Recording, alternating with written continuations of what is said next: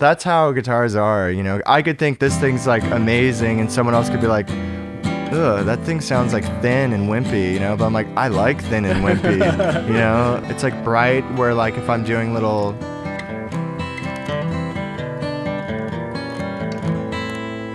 yeah, I can get. I mean, it projects really loud, like.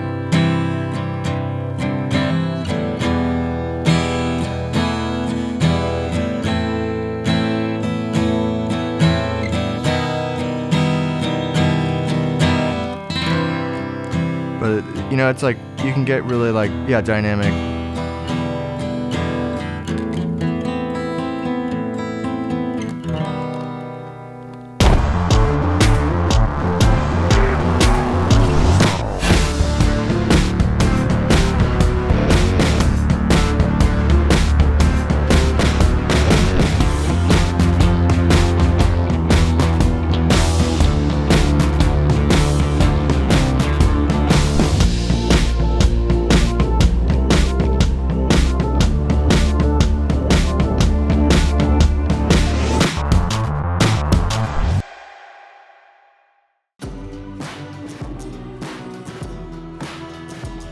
Hello, welcome to Mothership Gear. My name is Spencer Alfonso, and today we are back with Chris Darley, singer-songwriter, producer, and guitarist with Father John Misty, and we are at Voyager Studios in Tustin, owned by Chris Sikora, who is engineering the session for us. And Chris, what guitar are we talking about today? This is I believe, maybe late 40s, mid 50s, somewhere in that time frame. Silvertone Acoustic. Yeah, it's great.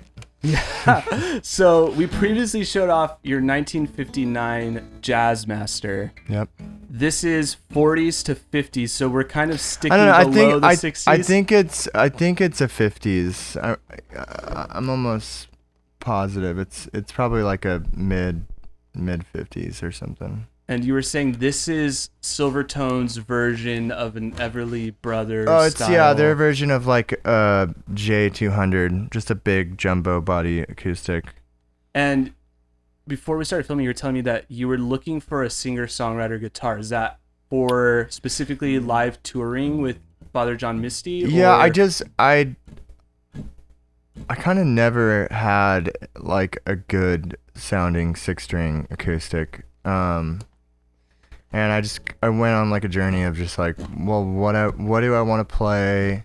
And I had my hands on a few really good acoustics, but I don't know. It's kind of just, I went down a rabbit hole and eventually was watching YouTube, and this guy Buddy Miller came up, and he shows this guitar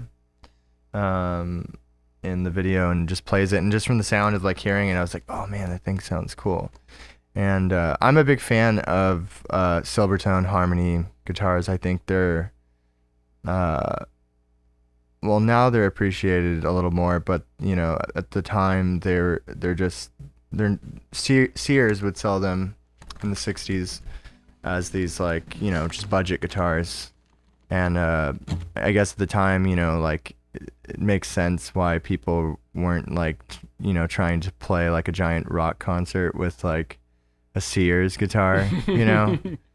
It probably wasn't cool, but they sound great. And yeah, for me, I was looking for like a not so obvious choice of an acoustic for live and recording, for my own stuff and for Father John Misty.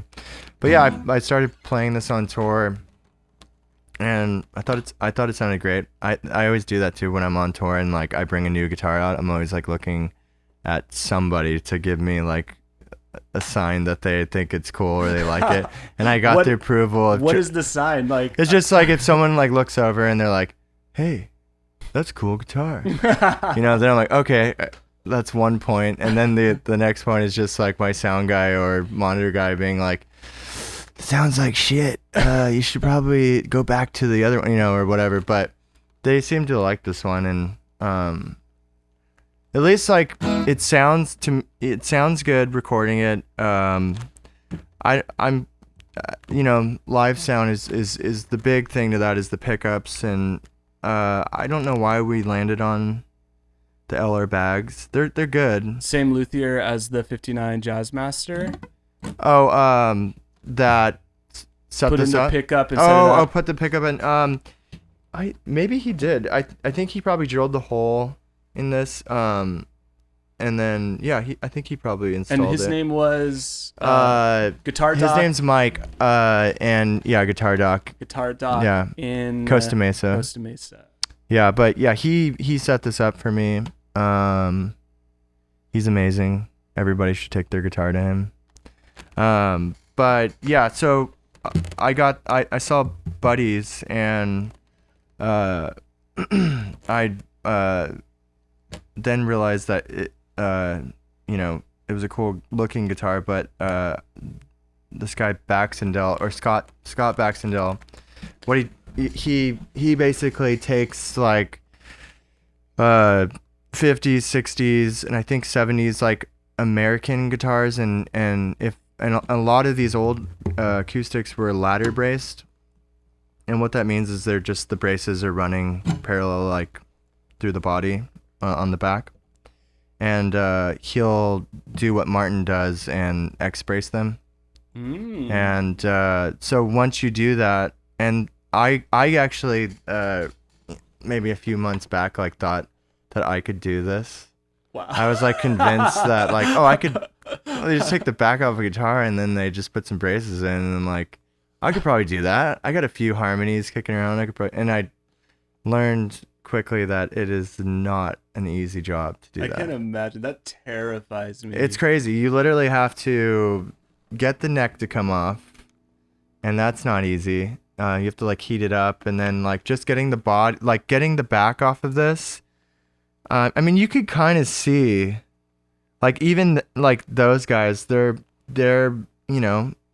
masters, if you will, at what they do. But if you look closely on this, it's like this guitar fought them the whole way. Like there's like gouge marks and stuff, but what they do is they X brace them, and all these harmonies and stuff, like with the ladder bracing and stuff, they project. Like there's nothing wrong with the ladder brace guitar. They're just not as like big sounding, and they don't have like a huge balanced like warmth to them that like X braces, and like you can hear it in a Martin. Yeah. So it kind of makes all these old weird guitars come alive in a way that's like really unique and special, and that's kind of like more or less was my idea to go this route versus like a Martin or a Gibson. Yeah, I know. Yeah. I've been on the channel so far. We've done a new harmony, which was the Silhouette, and then we did my harmony, which is what's it called? Like H195. Is it an old one? Yeah. Oh, cool. It's something like that. Is it a hollow body? H165. It's a hollow body acoustic. Oh, acoustic. Yeah. No, I know. Those are good. Yeah, it's sick. Yeah, those are awesome. I paid like $90 for it. Those are amazing. Yeah, I think that's Scott Baxendale's like favorite harmony model to X brace. Because when you were saying that, I've always thought like, I'm not gonna take this harmony to just anyone. It has to be like that kind of thing where it's like they're excited about that guitar and they know that it's special, because I don't want to have to convince someone that like my vintage harmony is a really cool guitar, like. No, I mean like that's the thing now. I feel like most musicians like, and even my wife, like she'll respond more to like a harmony or a Silvertone just because they kind of look like space agey and just different, and like they look like weird furniture. Totally. And that model in particular is really cool.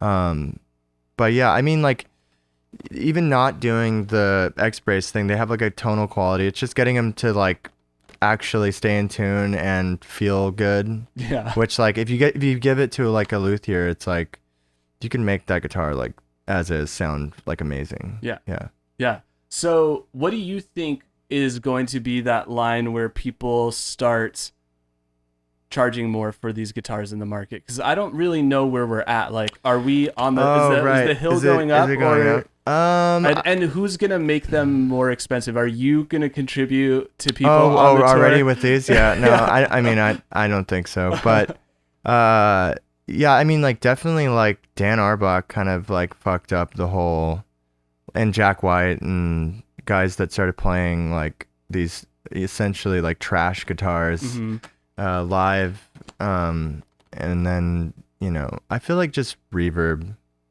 on its own is gonna do its own thing. I mean, I'm not trying to talk crap. It's great. It's like cool that there's like a gear finding thing, but it's like I miss Craigslist so much. That's where I got my and harmony. I miss just when like there's nothing wrong with someone selling something for a low price and just being like, oh, I have this guitar, I don't know what it's worth, I'll get $50 out of it. But now it's like we have this reference thing of like them going to Reverb and going like, oh shit, I wanted $50 for this, but then it says it's worth $5,000 on here. Like, okay, I'm gonna list it at $5,000. You know, like that whole mentality to me is like, it's why like our younger brothers and sisters of like friends and stuff can't buy vintage gear anymore. You know, which is kind of unfortunate. Yeah, you know? I had a friend who was preparing to get some like new guitars, like new as in she wanted to have something on stage in the studio. I was like, just start looking at harmonies, because like I think those things are so cool and you'll stand out on stage. They're awesome. You know, they just need a little work, and that you could tour with them. They're so amazing. You take this on the road and the 59 on the road. Yeah. And is there any kind of fear when you're traveling with? There's always a fear. Yeah. Like I've gone to our lockout space and watched the truck like take the vault out, and then realize like after looking at our guitar vault, like there's like a giant gash in the side of the vault from just when the gear had moved in the truck. And I like opened the guitar vault, and there's like a guitar that's like falling over and like a gash in one of the guitars, and it was like, you know, like luckily nothing's happened to one of my guitars. But how many guitarists are there on stage at one time? There's quite a few. Josh uses a lot of acoustics just because we probably would use less if we didn't. We have like two different tunings. We have one standard tuning and then one that's a whole step down, so in D standard. Okay. So. But that just calls for more guitars, because you can't just be sitting up there like tuning down your guitars. But like probably like with basses and acoustics and there's probably like 10 or so guitars. Yeah. It's a lot to travel with. Yeah. Are you the guy that's bringing the rare gear on stage, or is everyone else bringing weird stuff? No, everyone's kind of got their own. Like Josh doesn't care about guitars really. He's just like, give me anything and I'll play it. David Vanderbilt has like a really cool he has a cool Epiphone Casino that used to belong to this guy Jay Bennett, that he's the first guitar player of Wilco. Okay, yeah. Before Nels Cline. Okay. And he calls it Big Red, and it's like a 67, I think, Epiphone Casino. So he travels with that, which actually I think he kind of started to realize like how special that guitar is, and so he's been like, the headstock, like literally when we flew to Europe, like he pulled it out of the case and the headstock was like cracked in half. Oh man! And I like my heart sunk because Jay passed away, and it was like this. That's like that's like basically Jay Bennett in guitar form. Wow. And so I just saw his face. He was like, "It's okay, everything is fine, it's fine." But he ended up getting it fixed, and it's like, you know, once that happens, sometimes like it just makes the guitar like stronger, you know. But yeah, there's always like a big scare of like, what's gonna happen to the gear? Is the gear gonna show up? You know, like what happens if the truck just like goes somewhere else on accident or whatever, you know, or gets loaded in the wrong place. But you know, it's that is the thing. It's like, like I play this stuff because I like to play it live. You know, I could just play new Fender guitars or, you know, whatever company that wants to like help me out. I could play their stuff, but like which I do sometimes. But there's something nice about like having something that's like you're familiar with. sounds good. It's got like a history, and that's why I like vintage instruments. Is like I'm sure when you picked up your harmony or something, like you felt like you're like, this thing just feels old, and it feels like it has like you can kind of like, it's almost like, have you guys ever like walked into like an old house or like somewhere that's like super old and you felt like that energy? Yeah, absolutely. Yeah. Like, or even going over to like a stranger's house where like you're like, you could just tell like the house vibe isn't good, and you can feel like a negative energy. Totally. The guitars are that way too, though. Yeah. I swear, like I picked up guitars that are cool guitars and worth a lot of money, but you pick up one and you're like, ugh. Like, this is a good guitar, but I just do not like this thing. And then your friend picks it up and he's like, oh, this thing's great, or whatever. It's like, that's how guitars are, I could think this thing's like amazing, and someone else could be like, ugh, that thing sounds like thin and wimpy, but I'm like, I like thin and wimpy, or well, it cuts, and it's like, especially for like, I feel like your guys' sonic palette, like warm drums with a nice thing like that is gonna cut. And it doesn't have too much high end, but it's not bringing for sure unnecessary boomy bottom. I just thought, at least getting back to this, I thought that I didn't need to compete with Josh Martin World, because that's just such a big sounding guitar, and I'm usually like either guitar 1 or guitar 2, like backing him up on acoustic or something. So this thing is just like, it's pretty sounding, and it's like bright, where like if I'm doing little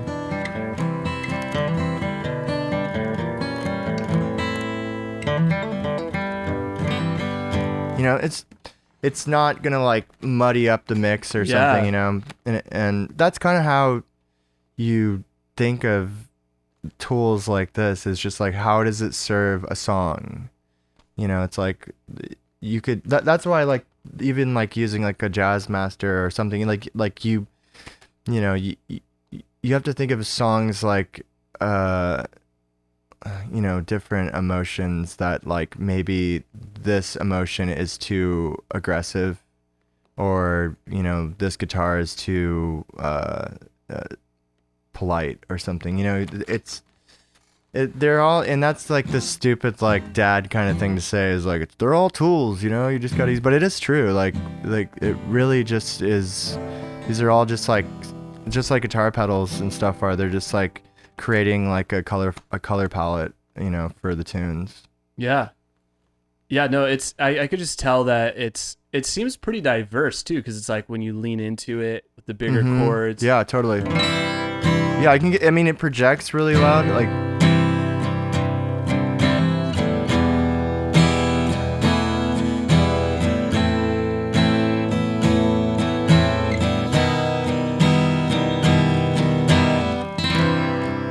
But it's like you can get really like dynamic.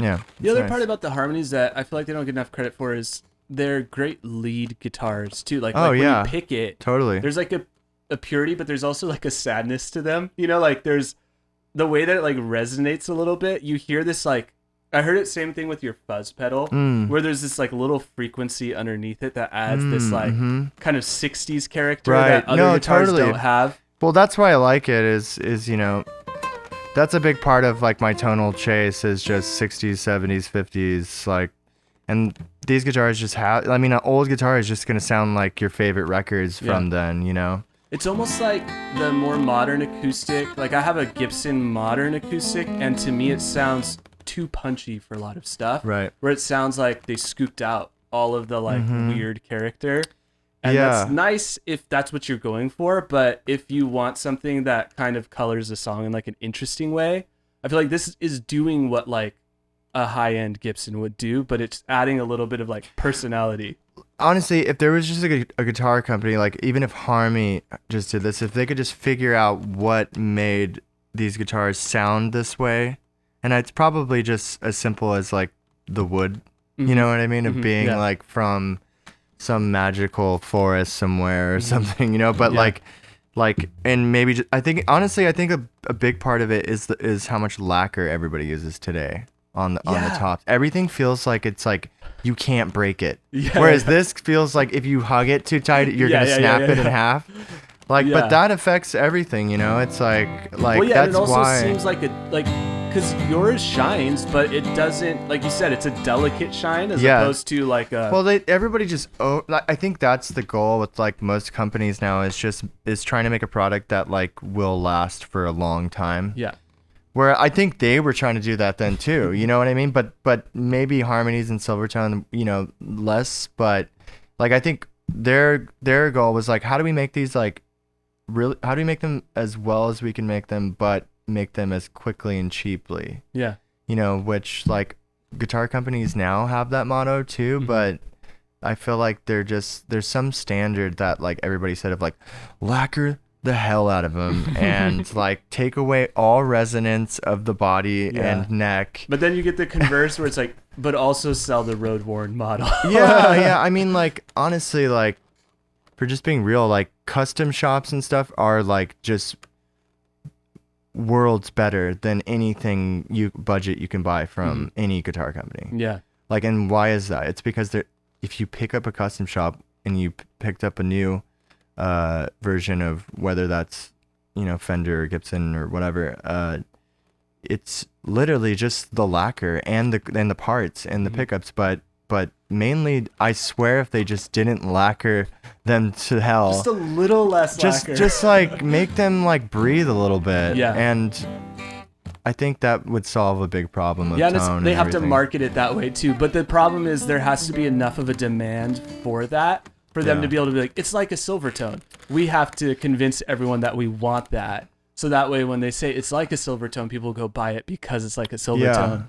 And so it's like, hopefully, there's that like emerging market, but then it also doesn't crush the market at the same time because we don't want them to like skyrocket up in price or like we can't find, like when you tour, do you look for guitars on the road or are you just like, I have my guitars, I don't need to see what? No, I'm always looking. What are some of your favorite shops and do you stumble upon that like holy grail, you know, $300 vintage guitar where you're like, oh yes. Well, that's always like the goal is just finding some guitar that's like one of the obvious choices for cheaper, but like I mean I always like going into just I'll look up like any guitar shop and just walk in and see what they have, and I kind of know immediately looking in, like if you look into a shop and there's just a bunch of like guitars you could buy on Amazon hanging in the windows, then you kind of know like, okay, like I'll just look in here and walk out. But like the circle. yeah, I kind of know how to spot like if it's a good guitar shop What's or not. the outside need to look like to I mean, the outside can look like anything. I've literally seen like places that look like they're like drugstores, you know. Oh yeah. But it's, you know, but yeah, it's just like if there's like a Champ or something, or like there's like tell signs. Well, it's of like when we walked in here. What's the first amp that Oh, you yeah. see? And well, yeah, everything. Okay, like this place the front place didn't look as nice as it did. It was like literally looked like an office or something. But like all these buildings, like it's hard to make a warehouse look vibey, and that's always funny walking from like that part, and then you get into here and you're like, whoa, like, you know, how can this exist? But yeah, guitar shops though. Yeah, I just like finding weird stuff, and I'm never like trying to break the bank though. Like when I'm going to, that's usually like if I get done with the tour and I'm like really bored and I'm on like, I usually like just spend way too much money on a guitar that I either keep or sell, you know.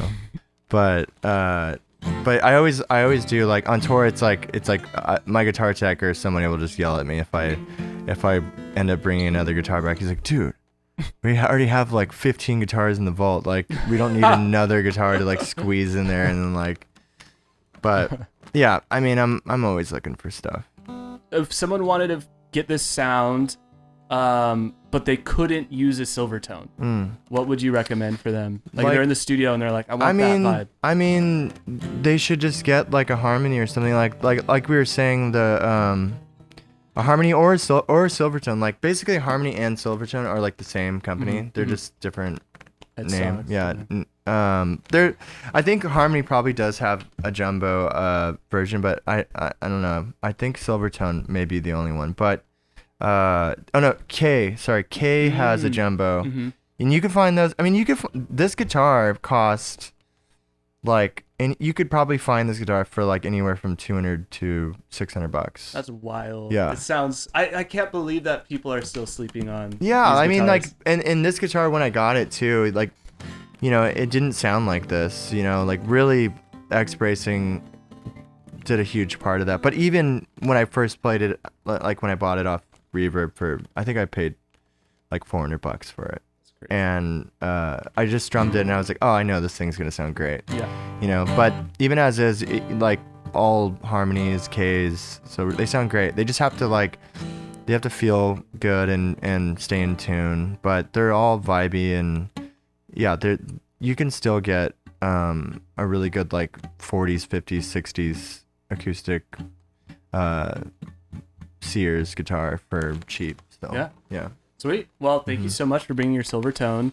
And that is all the time we have today. Thank you guys for watching. And if you guys have seen this episode first, check out the 59 Jazzmaster, unnamed, but it has a cool story about Tex.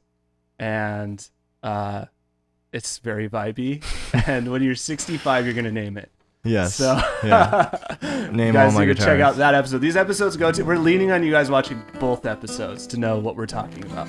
But yeah, thank you so much. And thank you to Voyager Studios for hosting this. And we will see you guys next time. Bye.